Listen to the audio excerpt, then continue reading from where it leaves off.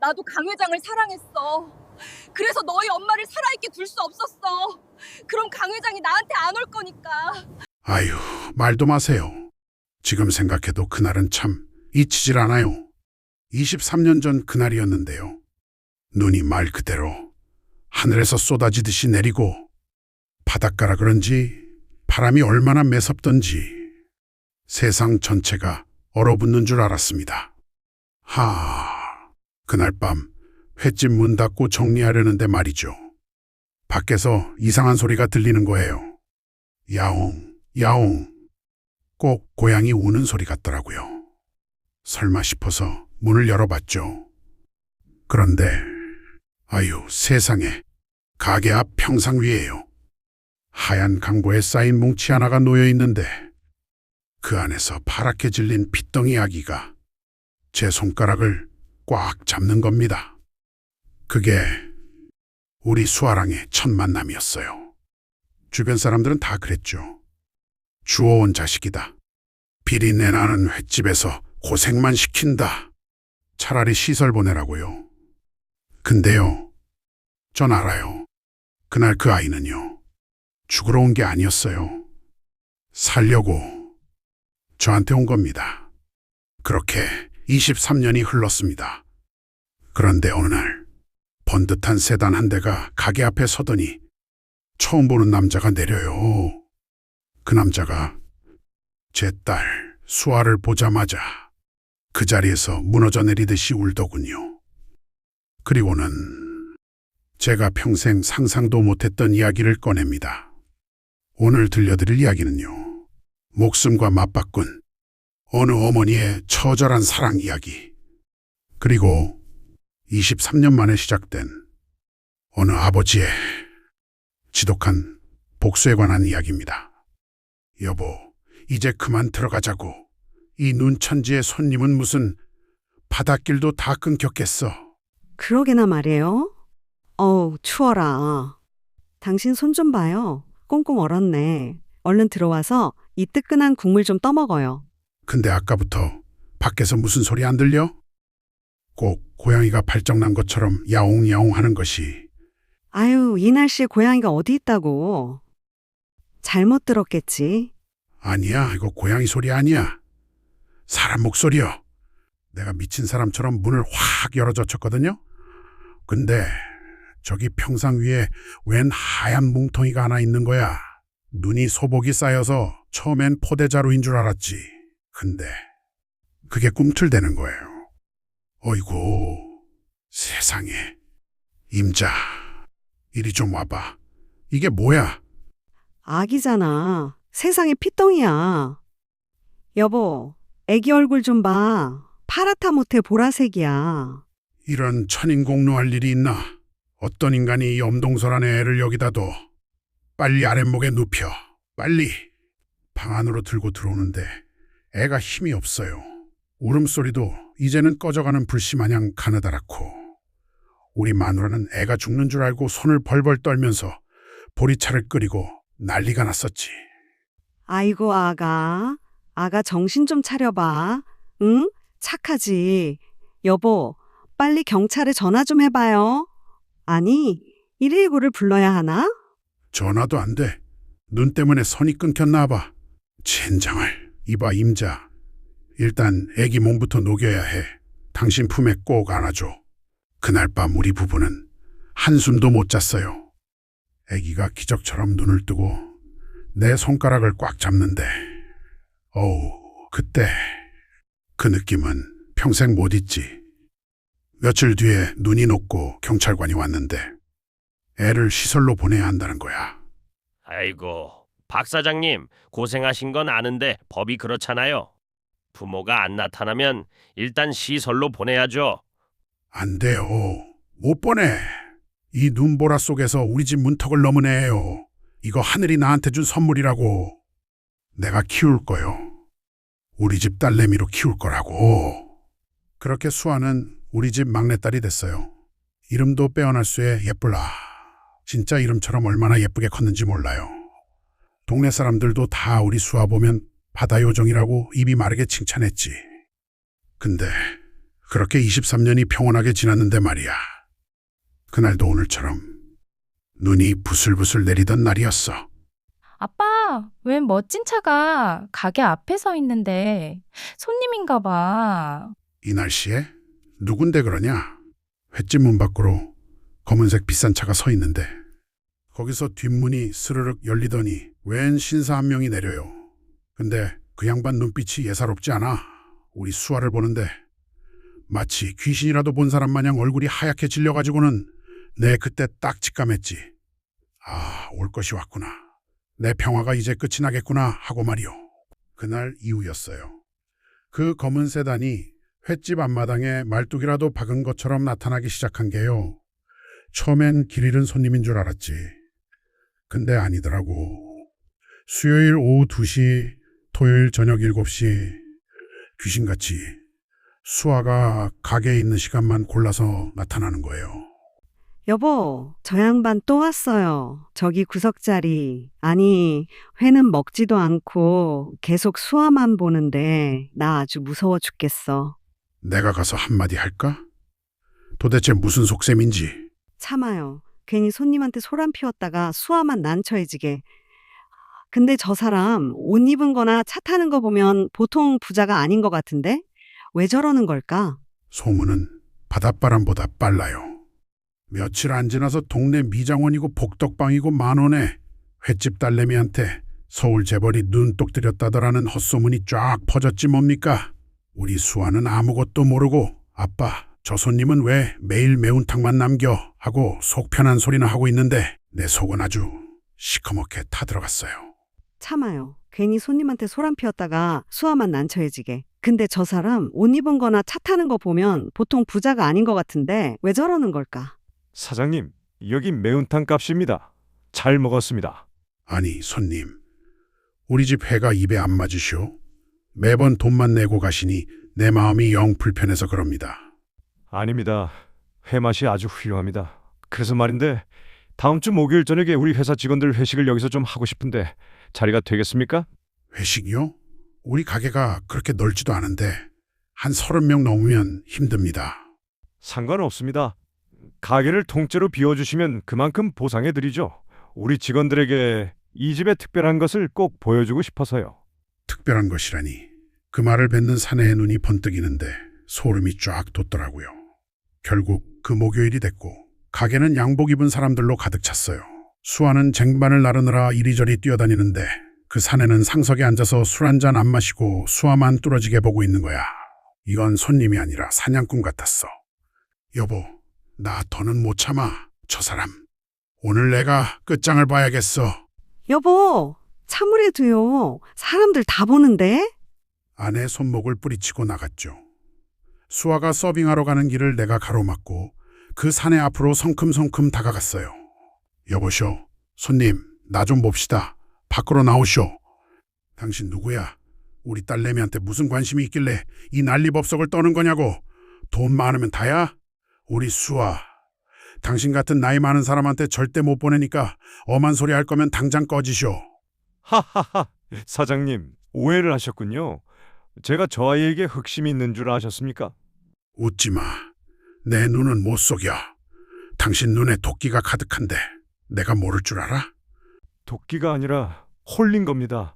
저 아이가 내가 세상에서 가장 사랑했던 그리고 나 때문에 살았던 그 여인을 너무나 닮아서 마치 시간이 멈춘 것 같아 정신을 차릴 수가 없었습니다. 뭐요? 닮아? 보십시오. 이게 내 아내입니다. 저 아이와 똑같지 않습니까? 사진을 받아든 내 손이 달달 떨리기 시작했어요. 사진 속 여자는 수아의 눈매, 오똑한 코, 심지어 살짝 처진 눈썹까지 똑같았거든요. 마치 수아가 옛날 옷을 입고 찍은 사진이라 해도 믿을 정도였죠. 내 가슴이 철렁 내려앉는데 그 사내가 내 팔을 꽉 잡으며 울어요. 사장님, 솔직히 말씀해 주십시오. 저 아이 당신 친딸 맞습니까? 사진 속 여자가 자기 아내라며 울먹이던 사내의 얼굴.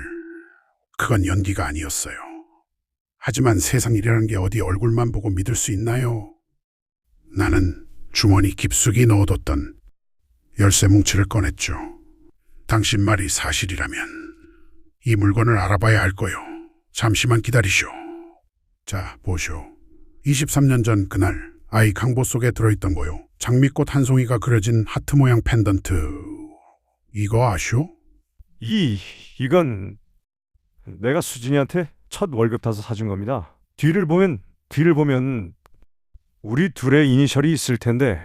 사내가 펜던트를 뒤집더니 더 이상 말을 못하고 흐느끼더군요. 거기엔 S2J라고 아주 작게 새겨져 있었거든요. 그제야 나도 인정할 수밖에 없었죠. 이 사람이 진짜 수아 친아빠구나. 사장님, 고맙습니다. 정말 고맙습니다. 그런데 이해가 안 갑니다. 수진이는 그럴 여자가 아니에요. 아이를 버리고 도망갈 사람이 아니란 말입니다.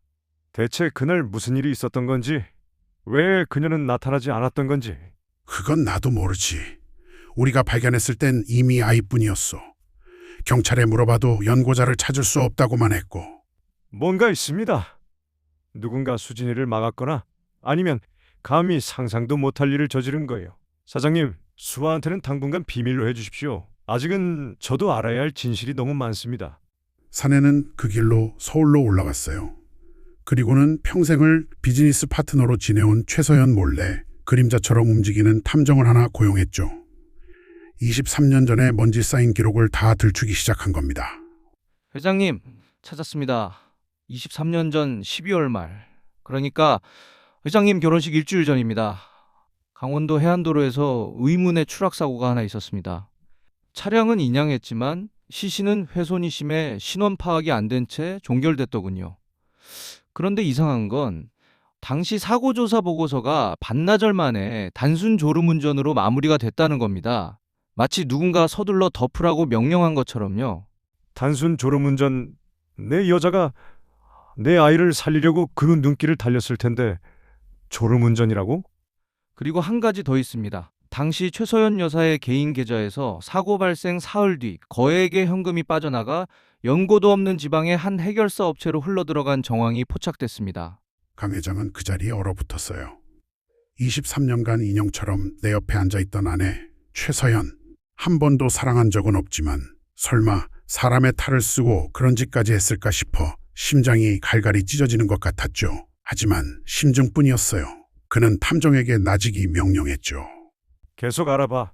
그날 그 현장에 있었던 놈들 한 놈이라도 살아있다면 내 앞에 끌고 와. 내 여자를 바다로 밀어넣은 그 손가락들을 내가 다 부러뜨려 줄 테니까. 그날 회식 자리 말이에요. 강 회장 옆에서 땀을 뻘뻘 흘리며 술잔을 채우던 조전무, 그 양반 눈이 아주 돌아갔더라고요. 수아가 가까이 올 때마다 의자를 뒤로 빼며 겁에 질린 표정을 짓는데 그게 다 이유가 있었던 거지. 사모님, 큰일 났습니다. 죽은 줄 알았던 그 기집애 살아 있습니다. 지금 회장님 바로 눈앞에서 웃고 있다니까요. 뭐라고? 그게 사실이야? 조전무, 23년 전 일을 그따위로 처리하고도 지금까지 내 곁에서 밥을 먹었어? 이번에도 그 애가 살아남으면 다음은 당신 차례라는 거 잊지 마. 당장 애들 보내. 조 전무는 곧바로 자기 밑에 있는 젊고 무서운 놈들을 불렀어요. 다음 날부터 횟집 앞에는 시커먼 선글라스를 낀 젊은 사내 둘이 차를 대놓고 버티기 시작했습니다. 야, 너네 뭐야? 어제부터 도대체 왜 여기서 남의 장사 방해하고 있는 거냐고. 아따, 사장님 성격 한번 대단하시네. 그냥 바다가 좋아서 구경하는 건데 왜 그러실까? 저기 안에서 회 써는 아가씨가 사장님 딸이에요? 엄마를 닮았으면 참 명줄이 짧을 텐데 걱정이네. 뭐라고? 이 어린 놈의 자식이 어디서 함부로 입을 놀려? 내 놈들 정체가 뭐야? 누구 사주받고 왔어? 사장님, 조용히 계시는 게 딸내미 신상에 좋을 거야. 조만간 우리 큰형님이 한번 모시러 올 테니까 그때까지만 잘 지키고 있으라고. 크하하. 놈들이 가래침을 뱉고 차를 돌려나가는데 만호는 가슴이 방망이질을 쳤어요. 저놈들 입에서 나온 명줄이라는 소리. 그게 23년 전 수아 엄마를 덮쳤던 그 어둠의 그림자라는 걸 직감한 거죠. 나는 주방으로 달려가 제일 날카로운 식도를 꺼내 숫돌에 갈기 시작했습니다. 강 회장님, 웬 어린 놈들이 가게에 들이닥쳐서 우리 수아 사진을 찍고 난리요. 그게 누구든 내 딸한테 손끝 하나라도 대면 나 진짜 이 칼로 사고 칠 거요. 사장님, 진정하세요. 놈들이 움직였다는 건 최서연이 겁을 먹었다는 증거입니다. 제 탐정이 지금 그 해결사 놈들 뒤를 밟아 조 전무와의 통화 녹취까지 따냈습니다. 이제 이 증거들만 모이면 최서연은 끝입니다. 강 회장은 서랍 속에서 수진 씨의 낡은 펜던트를 꽉 쥐었습니다. 최서연이 보낸 해결사들이 수아를 건드리는 순간, 그게 바로 최서연의 몰락이 시작되는 순간이 될 거였죠. 강 회장은 이미 조 전무의 비리 계좌와 23년 전 사고 조작 증거를 손에 쥐고 있었습니다. 준비해. 내일 아침 최서연이 가장 믿고 있는 조 전무부터 무너뜨린다. 그리고 바닷가 횟집으로 사람 보내. 내 딸 털끝 하나라도 다치면 그놈들 세상 끝까지 쫓아가서 지식해버릴 테니까. 폭풍전야한 정적이 바닷가를 덮었습니다. 만호는 품 안에 식도를 감춘 채 잠든 수아의 방문 앞을 지키며 밤을 꼬박 새웠습니다. 이제 진짜 피냄새 진동하는 전쟁이 시작된 것이었습니다. 서울저택 거실에는 향긋한 차향기가 진동했겠지만 그 속은 시체 썩는 냄새보다 더 고약했을 거예요. 강 회장이 설과방에서 누런 봉투 하나를 꺼내 테이블 위에 탁 내려놓았거든요. 이게 뭐예요, 여보? 주말 아침부터 기분 잡치게 웬 서류 뭉치야? 당신이 23년 동안 참 정성껏 덮어온 쓰레기들이지. 조 전무 계좌에서 빠져나간 돈, 그리고 그 돈이 도착한 해결사 업체 명단 읽어봐. 당신 이름이 아주 선명하게 적혀 있으니까. 하! 여보! 지금 제정신이에요? 조 전무가 뒤로 무슨 짓을 했는지 내가 어떻게 알아? 이따위 조작된 종이 몇 장으로 나를 협박하겠다는 거야. 조작? 그럼 이건 어때? 사모님, 그 기집애 살아 있습니다. 처리할까요? 당연하지. 흔적도 남기지 마. 스피커에서 최서연의 날카로운 목소리가 흘러나오는데 그 우아하던 얼굴이 순간적으로 괴물처럼 일그러지더라고요. 최서연은 들고 있던 찻잔을 바닥에 내동댕이 쳤어요. 그래, 내가 그랬어. 그 천한 계집년이 당신 옆에서 사모님 소리 듣는 꼴 내가 죽어도 못 봐서 그랬어. 근데 그 기집애가 낳은 피덩이까지 살아서 내 눈앞에 나타나? 당신 지금 그 횟집 딸년 때문에 나랑 끝내겠다는 거야? 내 딸 이름 내 더러운 입에 올리지 마. 수아 털끝 하나라도 건드리면 내가 목숨처럼 아끼는 내 친정 식구들 전부 다 감옥에서 썩게 해줄 테니까. 얌전히 이혼 서류에 도장 찍고 내 발로 검찰청 가. 그게 네가 살 수 있는 유일한 길이야. 강 회장이 거실을 박차고 나가는데 최서연은 바닥에 주저앉아 미친 사람처럼 웃기 시작했어요. 안 돼.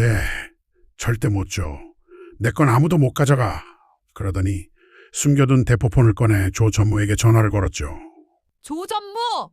지금 당장 애들 시켜서 그 횟집 밀어버려. 불을 지르든 차로 밀어버리든 상관없어. 내 눈앞에서 그년들 싹 다 지워버리라고! 같은 시간 바닷가 횟집엔 비린내가 아니라 살벌한 피냄새가 돌기 시작했어요. 젊은 해결사 놈들이 뒷문을 따고 들어오는데 내가 보통 내기인가요? 신문지에 싼 식도를 꽉 쥐고 어둠 속에서 숨을 죽이고 있었죠. 어이 영감탱이, 좋게 말할 때 딸내미 내놓고 비켜. 안 그러면 이 가게랑 같이 잿더미로 만들어줄 테니까. 내 가게는 태워도 내 자식은 못 태운다. 너희 같은 놈들 피 묻히기 싫어서 참았는데 오늘 내 칼이 생선 말고 사람 고기 좀 구경하고 싶은가 보네. 올 테면 와봐. 누구 하나는 여기서 장자 터지는 꼴 볼 테니까. 내 눈에 살기가 등등하니까 그 덩치 큰 놈들도 주춤하더라고요. 부성애라는 게 그렇잖아요. 자식 지키는 아비는 귀신도 무서워한다고. 하지만 놈들이 기름통을 들고 있는 걸 본 순간 내 가슴은 철렁 내려앉았어요. 이 독한 인간들이 정말로 불을 지르려 하고 있었거든요. 횟집 마당에 코를 찌르는 기름 냄새가 진동하는데 아유, 내 심장이 다 오그라드는 줄 알았어요. 그 어린 놈들이 진짜로 불을 붙이려고 라이터를 까딱까딱 하는데 우리 만호씨 눈이 뒤집혔죠.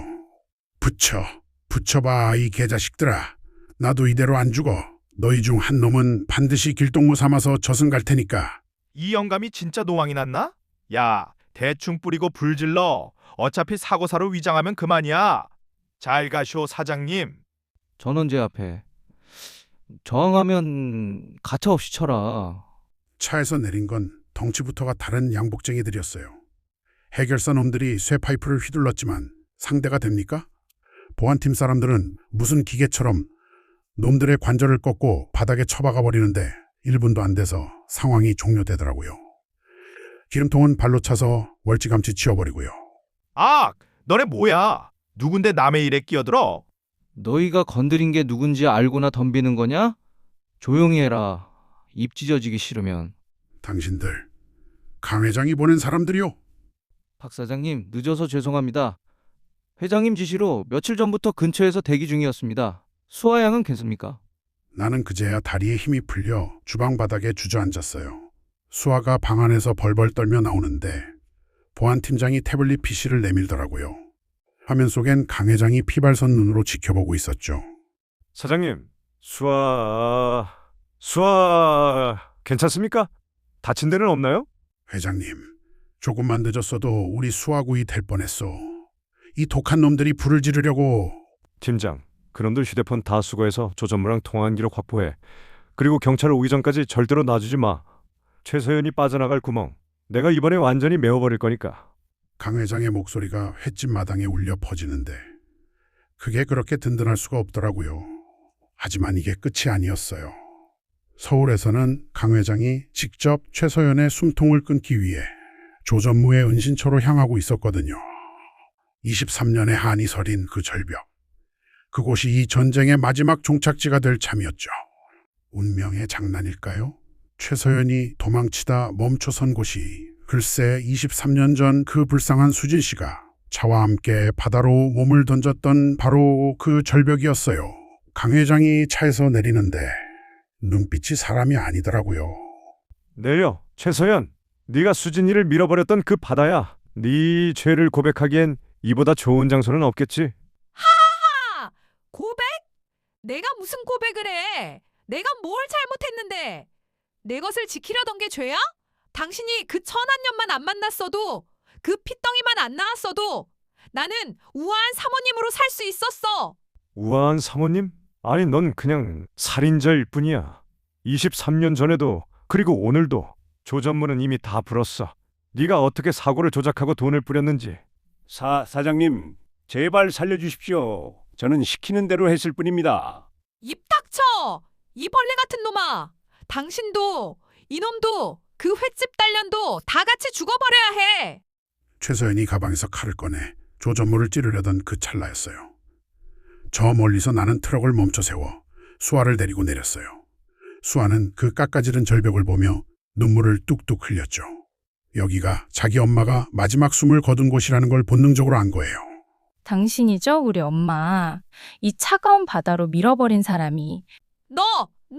오지 마! 죽은 년이 왜 살아 돌아와서 나를 괴롭혀! 난 죽은 엄마가 아니라 당신 때문에 23년을 아빠 없이 자란 박수아예요. 우리 엄마는 마지막 순간에도 나를 살리려고 애썼는데 당신은 고작 그 더러운 욕심 때문에 사람의 목숨을 벌레처럼 여겼나요? 당신은 사람도 아니야. 수아의 목소리가 절벽에 메아리 치는데 갑자기 돌풍이 확 불더라고요. 마치 수진 씨가 대답이라도 하는 것처럼요. 최서연은 허공에 대고 헛손질을 하며 비명을 질렀어요. 저리 가, 수진아, 오지 마. 내가 안 그랬어. 최서연, 끝났다. 이제 네가 갈 곳은 저 바다가 아니라 평생 빛 한 점 안 들어오는 차가운 감옥이야.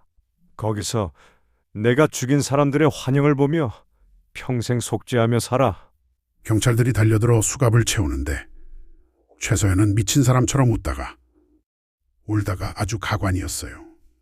강 회장은 그 자리에 주저앉아 바다를 향해 수진 씨의 이름을 부르며 오열했죠. 나는 그런 강 회장의 어깨를 툭툭 치며 수아를 꼭 안아주었고요. 회장님, 이제 됐어. 수진 씨도 이제야 눈을 감을 거요. 우리 수아, 내가 잘 지켰어. 오쇼, 저렇게 예쁘게 서 있지 않소. 23년 만에 멈춘 추격전이었어요. 붉은 노을이 바다 위로 지는데 꼭 수진 씨가 이제야 편히 쉰다고 웃어주는 것 같더라고요. 수진아, 여기 있었어? 이름도 없이 연고도 없이 그 추운 바다에서 나와서 여기 혼자 누워 있었던 거야. 내가 미안해. 내가 너무 늦었어. 엄마, 나왔어. 나 이제 아빠도 찾고 엄마 이름도 찾았어. 나 살려주느라 그 무서운 길을 혼자 달렸을 생각하면 가슴이 너무 아픈데. 그래도 엄마 딸이라서 행복해. 고마워. 엄마. 나도 옆에서 연신 눈물을 훔쳤죠. 자기가 23년 동안 애지중지 키운 이 아이가 사실은 한 여인의 목숨값이라는 걸 다시 한번 깨달았으니까요. 나는 품에서 소주 한 병을 꺼내 묘비에 콸콸 부었습니다. 재수 씨, 나 횟집 하는 박만호요. 임자 없는 애인 줄 알고 데려다 키웠는데 알고 보니 이렇게 귀한 집 자식이었네. 걱정 마쇼. 내가 우리 수아 시집갈 때까지 눈에 흙이 들어가도 지켜줄 테니까. 거기선 이제 덤 다니지 말고 편히 쉬쇼. 강 회장은 태성그룹 재산 중 상당수를 떼어내 수진장학재단을 만들었어요. 수아처럼 부모 없이 자라거나 홀로 아이를 키우는 엄마들을 돕기 위해서였죠. 그게 수진 씨가 하늘에서 가장 기뻐할 일이라 믿으면서요. 자, 수아 서울 가기 전 마지막 잔치다. 강 회장님, 거기 서 있지 말고 양파 좀 까라니까요. 재단 이사장이면 다요. 여기선 막내요. 막내. 아이고 형님, 눈 매워 죽겠습니다. 수아 고생 안 시키려면 제가 열심히 해야죠. 수아야, 아빠가 금방 다 해줄게. 아빠들 제발 싸우지 좀 마세요. 엄마가 하늘에서 보면 웃겠다. 자, 우리 셋이 건배해요. 수아의 웃음소리가 횟집 천장을 찌르는데 문득 밖을 보니 눈부신 햇살이 바다에 부서지더라고요. 23년 전. 그 지독했던 눈보라는 이제 간데 없고 따뜻한 봄볕만 가득한 거죠. 비록 수아 엄마는 곁에 없지만 그녀가 남긴 위대한 사랑은 이 작은 횟집에서 두 아버지와 딸의 웃음으로 영원히 피어날 겁니다. 오늘도 긴 이야기를 들어주셔서 감사합니다. 이야기가 재미있으셨다면 구독과 좋아요 부탁드립니다.